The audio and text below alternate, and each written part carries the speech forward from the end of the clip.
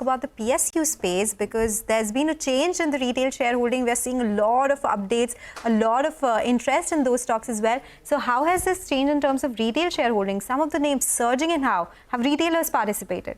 Retailers have participated, and how it's been, retailers have literally piled into all of these names, and some of these companies have come out with shareholding patterns as of yesterday. I'll take you through some of them, and IREDA, of course, takes the spotlight first up because that stock hit a record high today as well. 304 crossed that mark of 300. Market cap is now nearing 80,000 crores.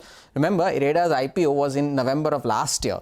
And since from that IPO price of 32 rupees, it's up almost 10x from the IPO price. And take a look at the shareholding pattern that was released yesterday. And you can see that the FPIs have doubled their stake from the March quarter. Now it's 2.7%. It was 1.3% in March. But the retail shareholders, there are already 21.2 lakh retail shareholders in IREDA as of March. That number has now increased to 22.1 lakh. So a significant interest still being generated on IREDA. That stock is already up almost 50% in the last month itself. Now, BEL is the other one. That is the third best performer on the PSE index in 2024. It's up almost 80%.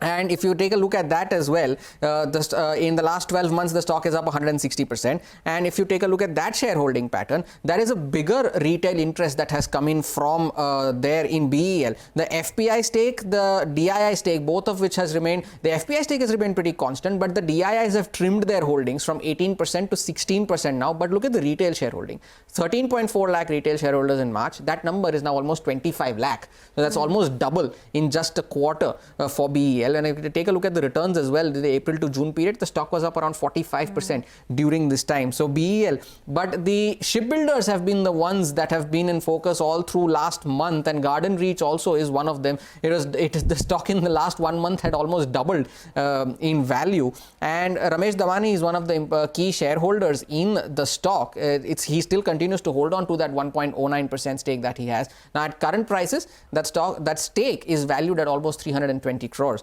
But take a look at the shareholding pattern there as well. The FPIs have increased their stake. The DIIs have trimmed their stake yet again. Here as well, HDFC Mutual Fund was the only one who was the largest shareholder, mutual fund holder here, almost 4.5%. That stake has come down to just under 2% now. So that reflects in this as well. So 2.5%. And the retail shareholding, 1.2 lakh. Now it's up to 2.5 lakh. So Garden Reach there. And Mazagon Dock, of course, lastly, pull up the shareholding pattern there as well. The FPI and the DII stake has remained pretty constant there, but the retail shareholding, 3.75, now it's almost 4.6 lakh. So retail shareholders are trying everything possible to be part of this PSU momentum. And of course, Mazagon Dock does not have enough float, and yet you see that number on the screen there. Yes, that's a big move that we've seen across these names and the big surge in retail shareholding as well. Thank you so much, Hormaz, for bringing us all those details. With that, we'll do one thing. We'll take your leave on this edition of Midcap Radar, but do stay tuned. Your stocks when we return.